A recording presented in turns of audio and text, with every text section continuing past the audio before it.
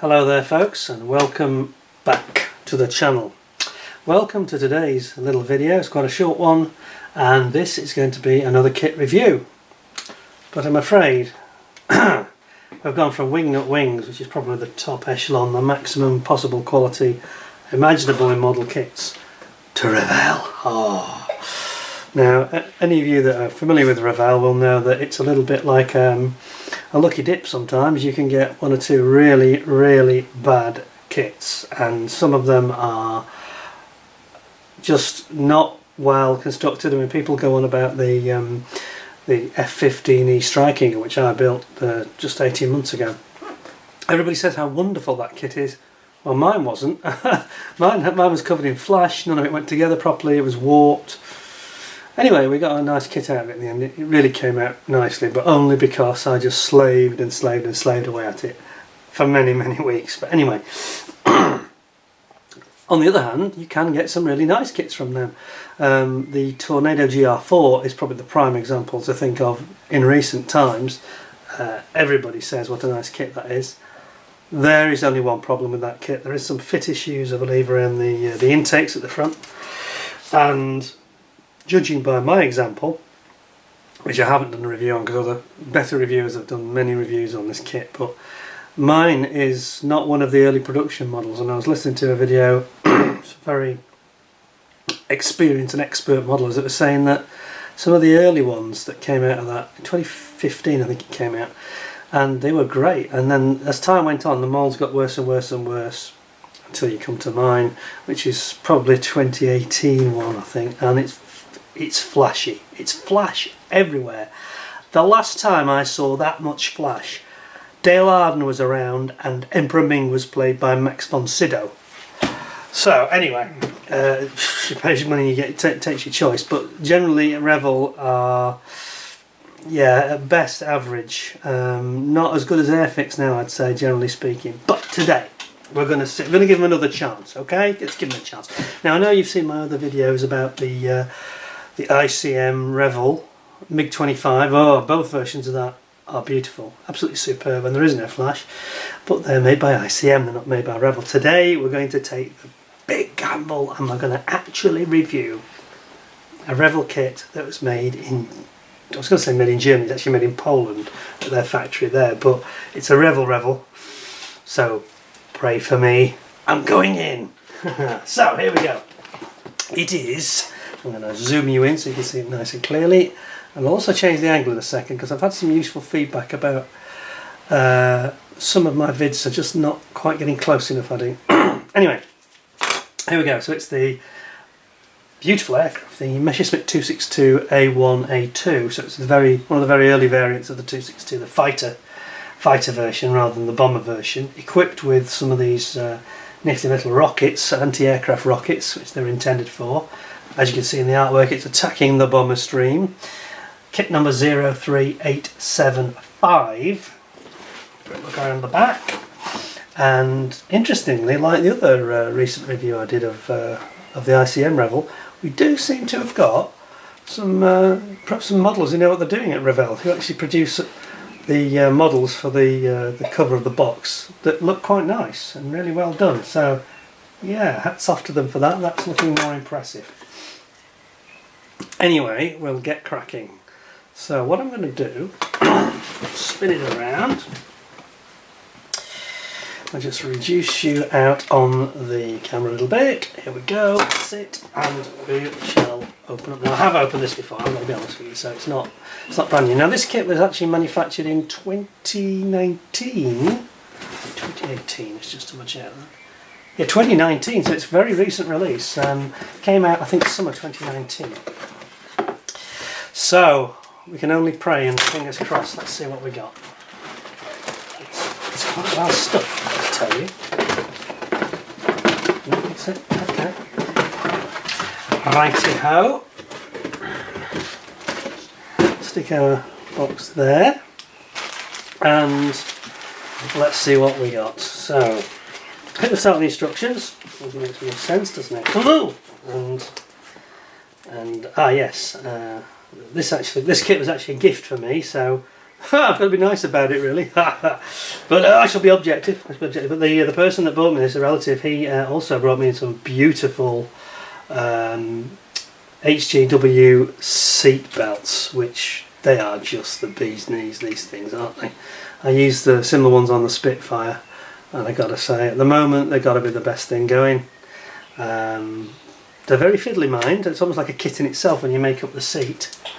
But they are phenomenal, and they're so lifelike in the texture, not just the way they look, but the way they sort of feel. What you have to do to get the most out of them, and I perhaps didn't do this properly last time, if I'm honest, you need to sort of rough them up a bit, and you need to sort of curl them, get them to, because if they get a little bit of abrasion, they start to sort of go floppy, otherwise they're quite rigid. But it's just practice, really, and the look of them, you know, there's no photo etch or decal or anything else will come close to that. So anyway, put that on the side. You want to know though, it's 132 582 is the one you need.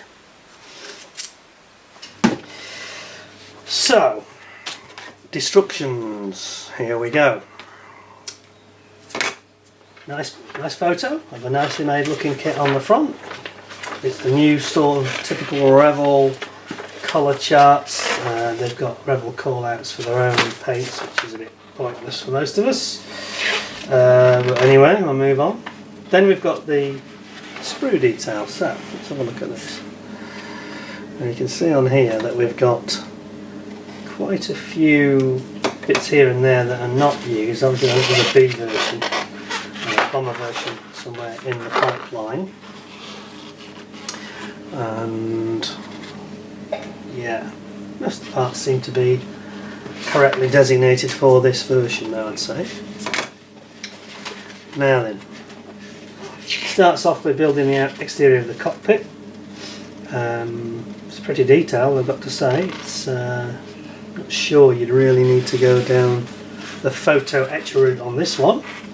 Plenty of good detail there by the look of it.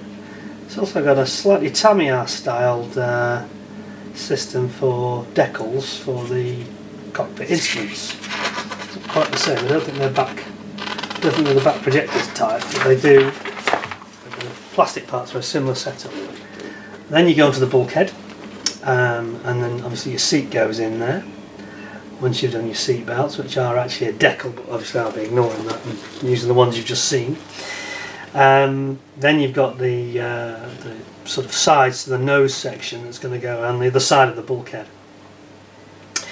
And you start building up this nose section where the cannons go. And ultimately we've got, yes, some real honking great 30mm cannons, I think they are, aren't they?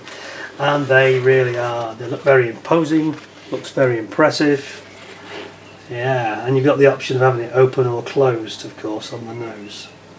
I gotta say, at this scale, 1/32, you know, why would you close it up, really? I think that would be a bit of a waste of the detail that you've got potentially there. And then you have to put the fuselage halves together. Now, we'll have a look at how easy that's going to be, because it's the potential for a great seam down there that we don't probably want. But anyway, we'll have a look at the parts in a minute. Then all this assembly. The nose with the cannons is assembled first, then you actually slip your cockpit section underneath, from underneath, and it goes up into the sort of bathtub style, goes up into the top of the fuselage once it's all glued together. And then you start with your various elements of the gear and the mechanisms for the gear, and then the bulkhead and all the struts that are the inboard in the gear areas underneath the wing. Oh, it's nice to clear these instructions, I've got to say. Oh, we've got movable ailerons and flaps, and that's good. That's good. Yeah, looking nice actually. If it goes together as smoothly as the instructions look, I think we might be in business here, you never know. Yeah, different types of flap, different position options, flap actuators. Then you've got your leading edge slats here. They look nice actually, that looks great. And then your UMO jet engines. So yeah, you build it up with the blades in the centre, and then you put front on, then the back goes on, and then all the external components around the main body of the engine. Some nice looking detail there actually around here. There's actuators for the throttles, all sorts of impressive looking detail, gotta say. Looks good. And then the covers go over it, and then the cells, the front and rear, for fitting it into the actual wings, and then they do go into the wing, and then you got your tail planes, rudder. Everything seems to be separate. There's movable tail surfaces, movable rudder. It's all positionable, which is what you want. Then you've got your covers for your nose. Then we get onto the tyres, wheels, and the undercarriage legs, struts. And then we're on to the it's the front undercarriage door. It looks good. Looks very good. Some good detail here. This is giving me cause for optimism. That very long front oleo front wheel leg. This goes in there under the nose, and then you've got your doors and your gear going in, and then we're onto the canopy, which looks, that looks quite detailed as well. Some nice impressive detail in terms of the armour plating behind the pilot's head there. Here, just make that out. And then you got open or closed options obviously, and then we got underwing tanks, bombs. Yeah, the bombs look good as well, nice detail there. They're proper built up fins and everything. Impressive. And then rockets, look at those, very, very impressive. That's looking great. And then your covers for your engine at the back, covers for the nose tip, open or close for your nose section, doors, slats finally going on, and that's kind of it really. A few aerials going on and lights and things, and that's it, job done. And then we've got a Revell 262 and another one 1944 and Edelweiss Rhine. That's quite an interesting scheme, isn't it? That's a tricky one. Yeah, you're going to need your airbrush to be on extra fine for that, I think. We've got another Edelweiss Rhine option. This one's got bombs. Yeah. So, very adaptable. Right, that's the instructions. And we got some decals. Now, here we go again. You're going to hear me having a quick moan here. Two moans which strike me so far, and I've got to be honest, it's looking pretty good so far, really is. The only small moan is the box itself, and this is all Revell kits, isn't it? Why do they persist with this silly end opening box, It's horrible, you can't get it in and out easily, it's not strong, it's not a strong box, not impressed. And then moan number 2, which I had about a week ago, you may have seen with the Airfix ME109E, no swastikas. Where are the swastikas? No, there aren't any. So if you believe them, there's no reference to swastikas. Now, I know this is a German-made product, German company. It shows no swastikas on the box art here. Not a sausage. Nothing here. And certainly nothing on the decals, which, by the way, are air dock decals. They look quite nice. I won't take them out, but they look fine. They don't look too thick or anything. But come on, I can assure you, not a single one of these probably flew without a swastika unless it was a prototype. So that's just plain silly. So sort yourselves out. Yeah. If you don't want to have it as a swastika, make it in such a way, like Tamiya do, where it can be made up to be a swastika in several components so nobody gets offended. Because frankly, it just looks silly. Yeah, it was a Nazi aircraft. Get over it. That's just a fact. Right, I'm just changing the angle here to try and get you to be able to see a bit better what we're doing. And I will open the bags today, so you're in for a treat. Not quite so tight fist as I was with wing nut wings. Right. Now then, take a deep breath. So what we got here, we've got some bombs. Wow, they look rather good actually. They really do. And no flash. Can't see any at all. Nope, not a sausage. Nice, the tube at the back for the fins. Looks nice. Very good. Then we've got drop tank. Yeah, got a little bit of flash down one side for some reason. That's a bit of a tooling issue, but the other one's fine. That's strange.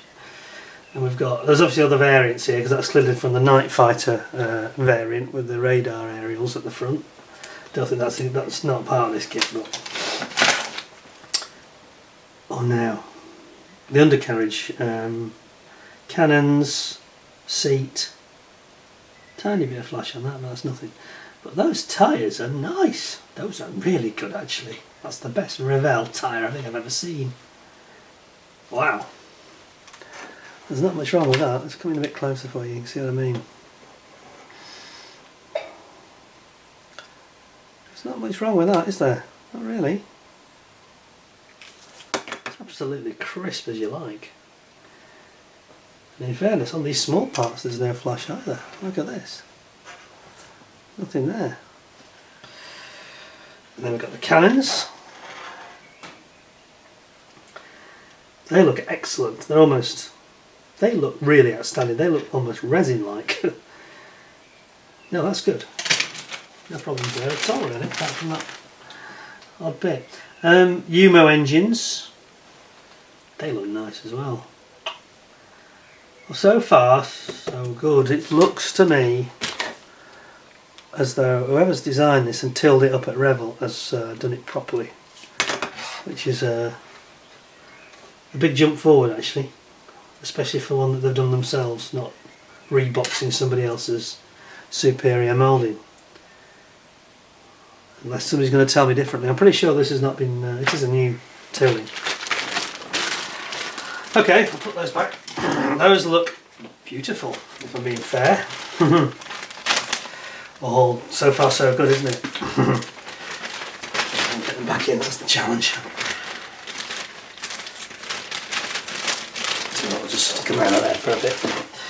Out of the way. Next one.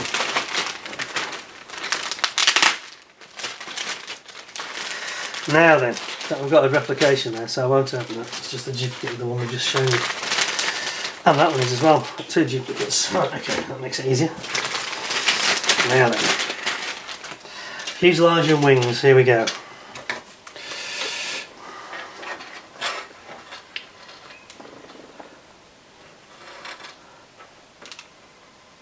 So, we've got the flaps, slats, tailplanes, and one wing, upper and lower. And you know what? That is really good.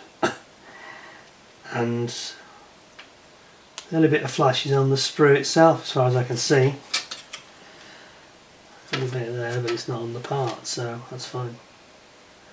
Maybe just a tad here, but compared to what we used to, it's nothing. Yeah, and there's no ejector pins in the cockpit area, ejector pin marks. So that is, that's really good. That's quite crisp as well. Some detail here on the wing.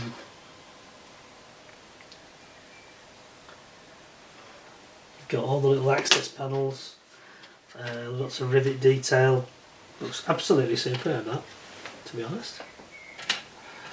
Same? Yeah, it's just like a mirror image. Wow, we're doing well. Don't let me down now, guys. Maybe Revell have turned over a new leaf. You never know. Oh, this is a big sprue. It's massive. Gosh, this is like fills the box, this sprue.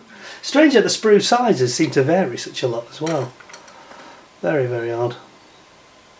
Right, here we go. So we've got the nose with the cannons.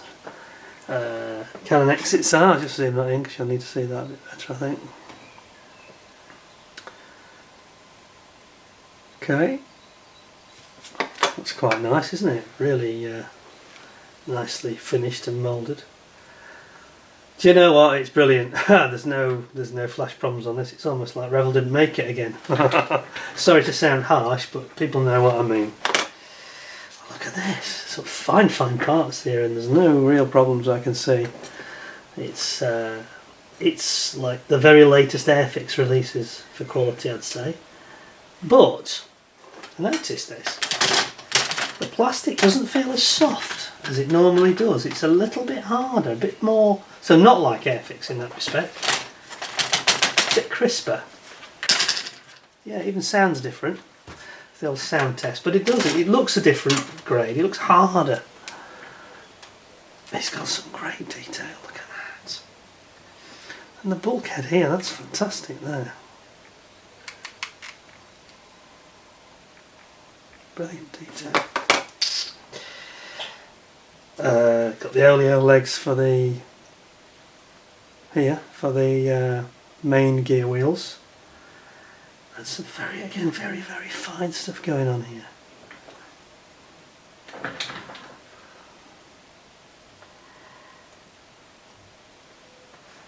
Yeah. Very fine moulding.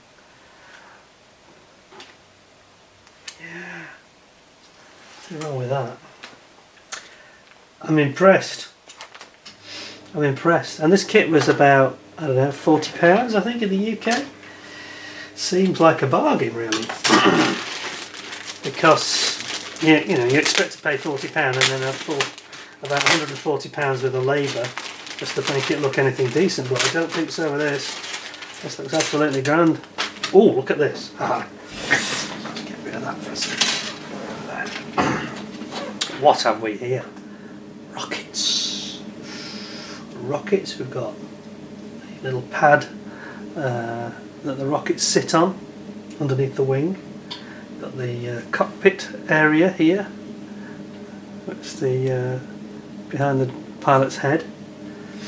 Some covers for the UMO engine. Looks great.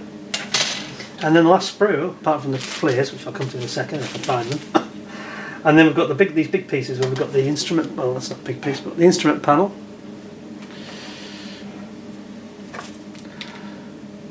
Yeah, that's nice. And this big spar underneath. That looks brilliant. Nice.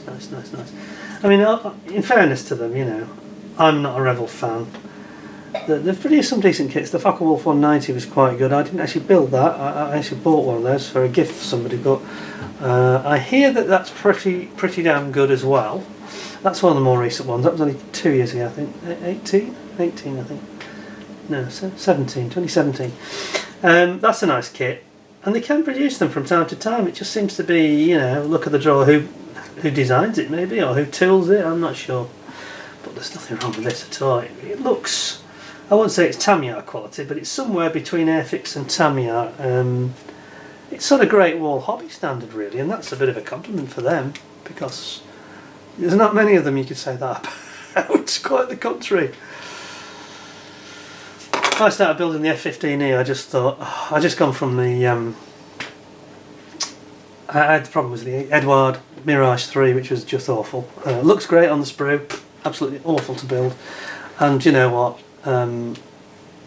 it was kind of the opposite. It was kind of not quite as good on the sprue, the F15E, but just as awful to build, and lots of issues with fit. It was just nasty, and a lot of filling and messing about, which nobody wants. But look at this.